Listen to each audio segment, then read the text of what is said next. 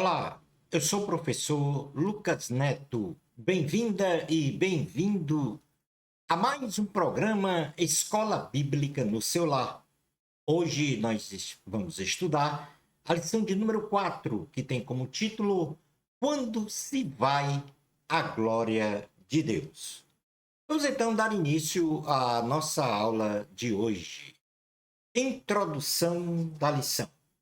Deus, ao revelar ao profeta Ezequiel, através de visões, as abominações da casa de Israel no templo, assunto estudado na lição de número 3, Deus mostrou as ações pecaminosas realizadas pelo seu povo naquele lugar santo. E nesta condição de pecaminosidade, a glória de Deus é retirada do templo sagrado em Jerusalém. Nesta lição, definiremos o termo glória de Deus. No ponto número 1. No ponto número 2 da lição, conheceremos a importância da glória de Deus para a humanidade. Ponto número 3. Identificaremos a relação do ser humano versus glória de Deus. E finalizando o nosso estudo, no ponto número 4, veremos como se realizou a retirada da glória de Deus no templo de Jerusalém. Definição do termo glória de Deus. Para o teólogo Champlin, o termo glória pode ser definido como um ato de honra, um ato de adoração, um ato de louvor, de magnificência, melhor dizendo, um ato de esplendor, um ato de bem-aventurança ou um estado de exaltação excelsa a um ser transcendente. Já o pastor Ezequias Soares, um comentarista da revista deste trimestre, ele diz que o termo glória no livro de Ezequiel significa o resplendor originário da presença de Deus em um lugar ou evento. Portanto, o sentido da glória de Deus nesta aula será que a glória de Deus consiste na própria presença do Senhor no meio de seu povo, resplandecendo os seus atributos, sua santidade e o seu poder. No ponto número 2 da lição, nós vamos falar agora um pouco sobre a importância desta glória de Deus para a humanidade, toda a humanidade. Na edificação do tabernáculo de Deus, ordenado pelo Senhor a Moisés, o Senhor se fez presente no meio de seu povo. Isto é, a glória de Deus foi materializada por uma nuvem que acompanhou e protegeu a casa de Israel em toda a sua jornada e peregrinação pelo deserto. No livro do Êxodo, no capítulo 40, versículos 34 a 38, diz assim: Então a nuvem cobriu a tenda da congregação, e a glória do Senhor encheu o tabernáculo. Moisés não podia entrar na tenda da congregação, porque a nuvem permanecia sobre ela, e a glória do Senhor enchia o tabernáculo. Quando a nuvem se levantava de sobre o tabernáculo, os filhos de Israel caminhavam avante em todas as suas jornadas. Se a nuvem, porém, não se levantava, não caminhavam até o dia em que ela se levantava. De dia, a nuvem do Senhor repousava sobre o tabernáculo, e de noite havia fogo nela, à vista de toda a casa de Israel, em todas as suas jornadas. Aí está a glória de Deus presente no meio do seu povo, por meio do tabernáculo que o Senhor ordenou Moisés construir. Agora, por ocasião da inauguração do templo do Senhor, construído pelo rei Salomão, após a sua frequente oração, a glória de Deus encheu o templo, tipificando a presença do Senhor naquele lugar. No segundo livro das Crônicas, no capítulo 6, segundo livro das Crônicas, no capítulo 6, no versículo 40 até ao 42, diz assim: Agora, pois, ó meu Deus, estejam os teus olhos abertos e os teus ouvidos atentos à oração que se fizer neste lugar.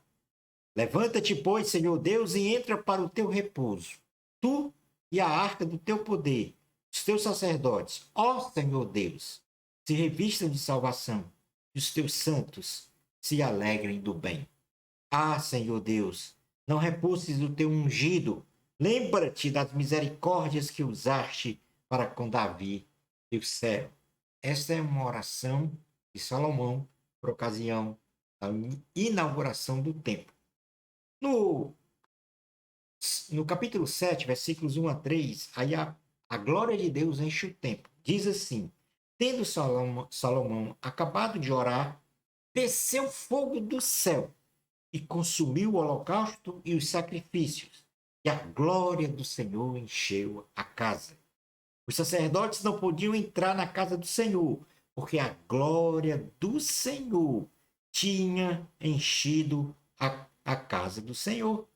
Todos os filhos de Israel, vendo descer o fogo e a glória do Senhor sobre a casa, se encurvaram com o rosto em terra sobre o pavimento e adoraram e louvaram o Senhor, porque é bom, porque a sua misericórdia dura para sempre.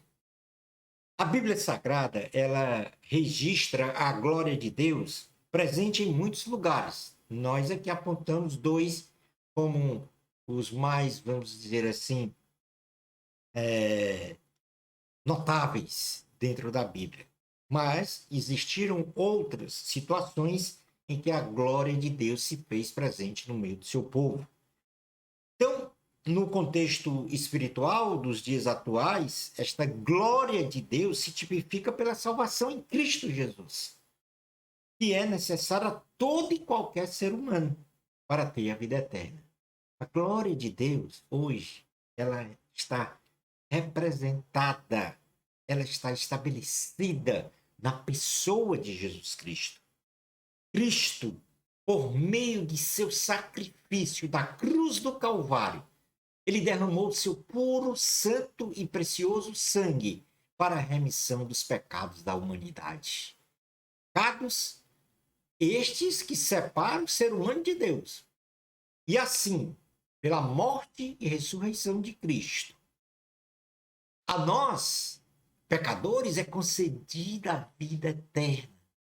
Isto para os que creem em Jesus.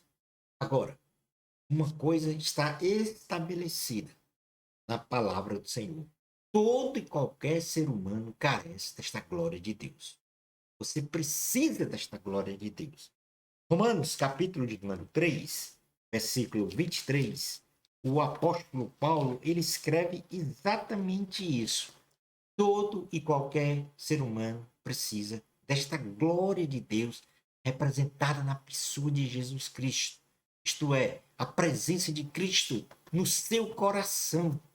Porque Cristo foi Ele quem morreu na cruz por nós, para a remissão dos nossos pecados, para a nossa salvação, para nos conceder vida eterna, para morar em nós, agora como templo e habitação do Espírito Santo. Romanos 3, 23 diz: Os todos pecaram e carecem da glória de Deus. Todo ser humano pecou, carece desta glória. Ou seja, o reconhecimento deste sacrifício na cruz do Calvário para a remissão dos meus pecados, perdão dos meus pecados e dos seus, para a salvação e para a vida eterna. Então, foi colocada esta importância da glória de Deus para a humanidade. Vamos falar agora dessa relação ser humano e a glória de Deus. A palavra de Deus afirma que o ser humano é a imagem e semelhança de Deus. Nós fomos criados à imagem e semelhança do Senhor, especialmente em seu caráter moral e deve ser também no plano espiritual, refletindo esta glória diante do próprio Senhor, da sociedade humana e de si mesmo, ou seja, o nosso comportamento, o nosso modo de ser e viver neste mundo tipifica a glória de Deus em nós e nós nele, pois somos templo e habitação do Espírito Santo. Somos templo e habitação do Espírito Santo. Presta atenção nesta mensagem. Hoje, Deus habita no nosso coração, se abrirmos esse coração para o Senhor. Portanto, na primeira carta aos Coríntios, no capítulo de número 6, versículos 17 a 20, o apóstolo Paulo fala sobre isso. Primeira carta aos Coríntios, capítulo 6, versículos 17 a 20. Mas aquele que se une ao Senhor é um espírito com ele. Fugir da impureza. Qualquer outro pecado que uma pessoa cometer é fora do corpo. Mas aquele que pratica a imoralidade peca contra o próprio corpo. Acaso não sabeis que o vosso corpo é santuário do Espírito Santo e que está em vós, o qual tendes da parte de Deus e que não sois de vós mesmos? Porque fostes comprados por preço, agora, pois, glorificai a Deus no vosso corpo. É o nosso corpo, é templo e habitação do Espírito Santo. No Evangelho de Jesus, segundo escreveu João, no capítulo 14, versículo 23, diz assim a palavra do Senhor Jesus. Respondeu Jesus: se alguém me ama, guardará a minha palavra, e o meu Pai o amará, e viremos para ele e faremos nele morada. Portanto, se guardarmos a palavra do Senhor, ou seja, praticarmos a palavra do Senhor, Senhor Jesus e Deus Pai vem morar, e o Espírito Santo, eles vêm morar no nosso coração, que somos templo e habitação do Espírito Santo. E, portanto, aí está tipificada esta glória de Deus em nós. Esta glória, ela não pode ser vista como algo assim, transcendente, algo espetacular no sentido visionário. Não. Ela tem que ser entendida como a presença permanente, esta glória é permanente em nosso ser. Porque não existe mais o templo de Jerusalém, mas Deus habita no cristão individualmente. Isto foi escrito pelo pastor Ezequias Soares, comentarista da lição. Então ele colocou a seguinte frase lá na lição: não existe mais o templo de Jerusalém, mas Deus habita no cristão individualmente. E está aí a glória de Deus. Nossa esperança garantida, segundo a palavra de Deus, é que nós brevemente estaremos eternamente com o nosso Senhor Jesus no céu, na condição de um corpo, alma e espírito glorificado. No item número 4 da lição, nós temos a retirada da glória de Deus do Templo de Jerusalém. O pastor Ezequias Soares, ele descreve a retirada da glória de Deus do Templo de Jerusalém em 4 momentos. São estes. Em primeiro lugar, devido à pecaminosidade da casa de Israel, as abominações do templo que nós estudamos na aula anterior, então a glória de Deus se levantou do querubim sobre a arca da aliança.